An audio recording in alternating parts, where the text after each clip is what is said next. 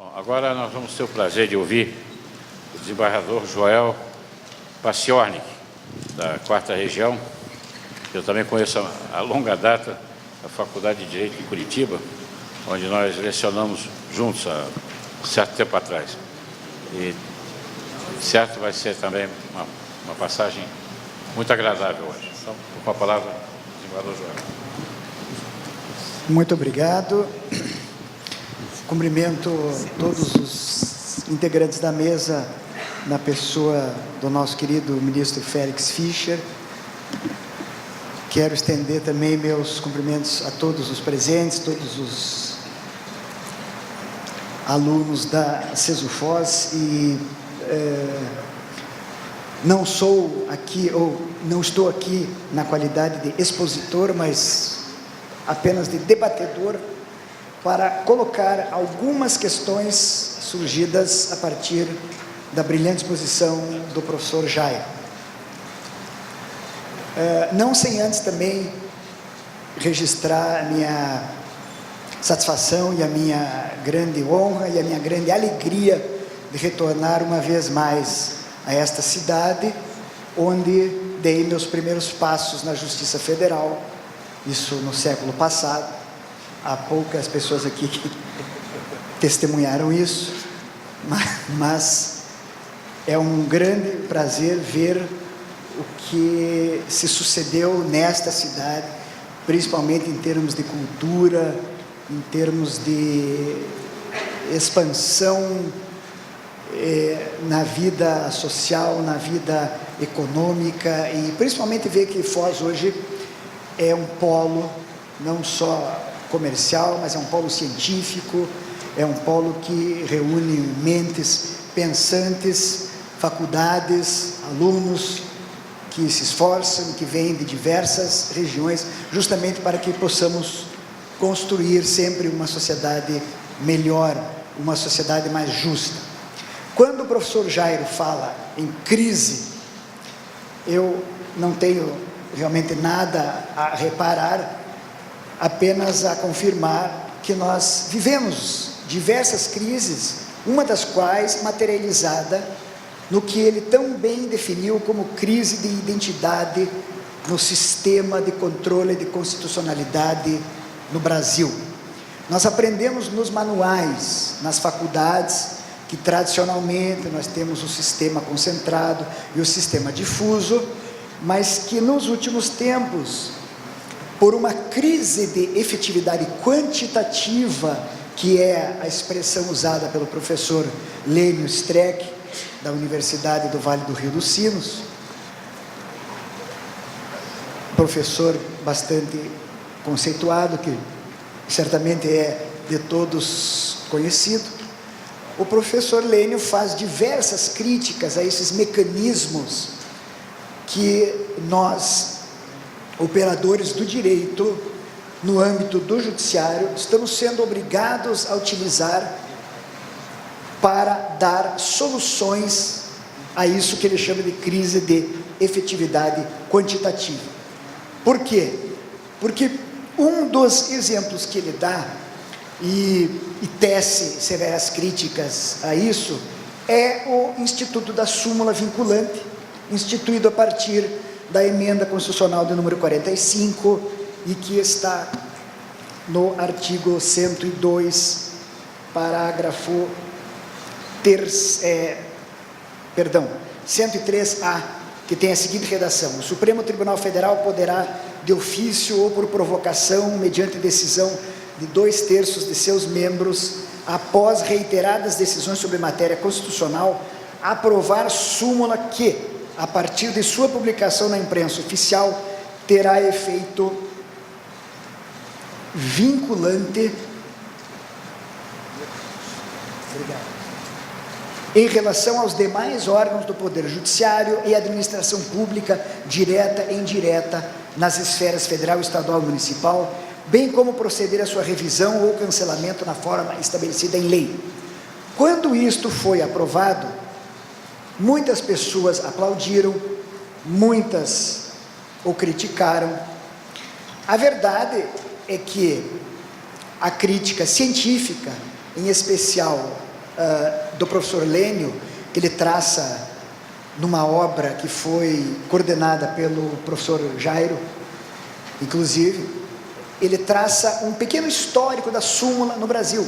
A súmula começou em 1963, a partir de um artigo inserido no regimento interno do Supremo, né? E foi adquirindo força, como se fosse uma célula que vai sendo alimentada, e ela vai crescendo, mas de uma forma, às vezes, não muito controlada.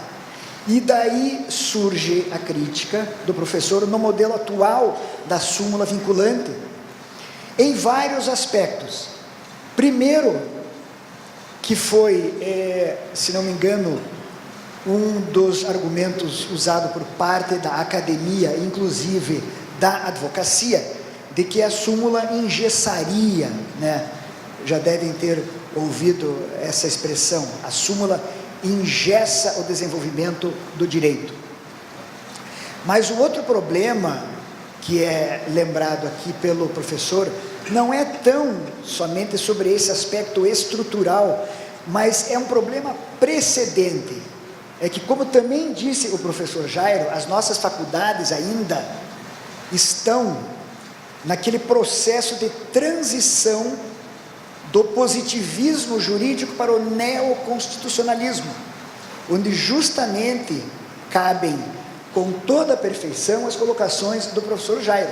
Aparentemente o Supremo resolveu o seu problema, mas ele transferiu esse problema de adequação do caso às instâncias iniciais e tribunais de apelação. Se por um lado nós podemos também dizer que as cortes intermediárias hoje são cortes de passagem, nós também temos muita responsabilidade em afirmar que as cortes de segunda instância tiveram ou estão tendo o seu papel restaurado a partir do momento em que a adequação do enunciado, do standard, ao caso concreto, vai caber ao juízo de primeiro grau, em um primeiro momento, com a revisão do conjunto probatório pelo juízo de apelação, ou seja, os tribunais de justiça, os tribunais regionais federais, os tribunais regionais do trabalho, enfim. Vejam como é complexa a crise. Só para vocês terem uma ideia, eu ontem até entrei no site do Supremo Tribunal Federal e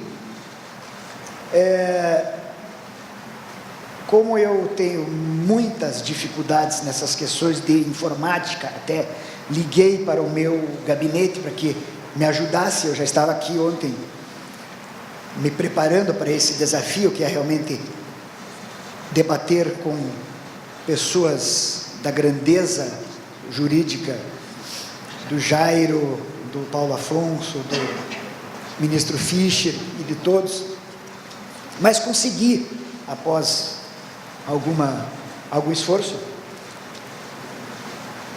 pesquisar que no site do Supremo hoje existem 756 temas com repercussão geral reconhecida, o que não significa que o Supremo julgou. Vejam, o Supremo reconheceu 756 temas de repercussão geral. O que é a repercussão geral? É uma tentativa de estabelecimento de um novo filtro, também trazido através da emenda número 45, a exemplo da antiga arguição de relevância, né, quando o Supremo também se dava ao direito de escolher o que deve julgar. Hoje nós temos a repercussão geral, que ontologicamente não é má, porque é um absurdo, por exemplo, admitir-se que a disputa por uma vaca chegue até uma Suprema Corte, como nós vemos, né? Então isso é uma outra questão que comportaria horas e horas de discussão, a redefinição do papel das cortes superiores, principalmente do Supremo, que também já foi muito bem tratado pelo professor Jairo. Desses 756 temas, eu encontrei 157 de direito tributário. Então, na verdade, o que acontece na prática? As instâncias, ou seja, a primeira instância e a segunda, poderiam até, por uma questão de prudência, a não ser nos casos onde o Supremo expressamente determina o sobrestamento dos processos, nós poderíamos aguardar que o Supremo julgasse esses 157 temas de direito tributário. E eu digo para vocês que pode ser muito maior esse número, porque na pesquisa parcial que eu fiz, a indexação da palavra que eu usei foi só tributário.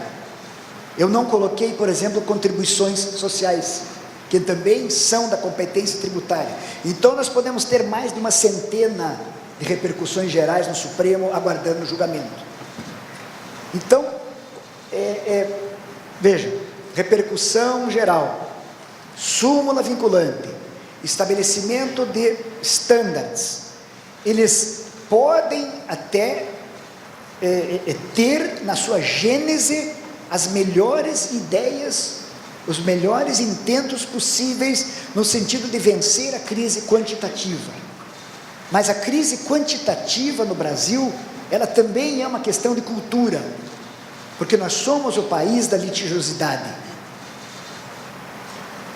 Não há no mundo experiência, e alguém me corrija se eu estiver sendo equivocado, em níveis de litigiosidade tão grandiosa e tão crescente como nós temos no Brasil. Muita gente acha isso ótimo. Nós temos uma Constituição maravilhosa, cidadã, extremamente analítica. Então, ela dá margem a que realmente qualquer pessoa busque qualquer parágrafo, qualquer letra ou qualquer artigo para sustentar a violação ao seu direito. Não bastasse isso, nós temos uma infinidade de um conjunto normativo de leis ordinárias, leis complementares, decretos legislativos, atos administrativos com força de lei. Então, tudo isso dá ao administrado, ao cidadão, ao contribuinte, ao segurado, enfim, qualquer pessoa que se chame na relação jurídica que se traz a juízo, a chance de tentar exercer os seus direitos. Bom, muito teria a ser falado, mas na minha condição de meramente debatedor, de provocador, de instigador, eu trago isso com base em estudos, mas também com base na experiência que vivo há 23 anos na Justiça Federal, em especial da 4ª Região, com muito orgulho, até digo que a integro com muito orgulho e por vocação. Realmente sou convicto de que não conseguiria eu fazer outra coisa senão exercer a jurisdição, mas a exerço de uma forma preocupada, atenta, sempre tentando dar a melhor interpretação à lei, sempre tentando fazer uma adequação desses padrões, sempre tentando fazer uma leitura mais humanística, apesar de eu ter feito faculdade em uma época, também no século passado, onde matérias propedêuticas que hoje vocês têm, que hoje o meu filho mais velho estuda, como por exemplo filosofia, sociologia, história, eu não tive isso, e hoje eu sinto falta, me vejo obrigado a ler hoje sobre história, sobre filosofia, sobre sociologia, e esta falta das questões propedêuticas tendem às vezes a nos levar a um julgamento estandardizado. Vejam, uma coisa é a falta de preparo, a outra é a pressão pelo volume de serviço. Então são vários fatores para que contribuam para que muitos juízes se sintam pressionados hoje a não serem mais juízes, a serem gerentes de produção.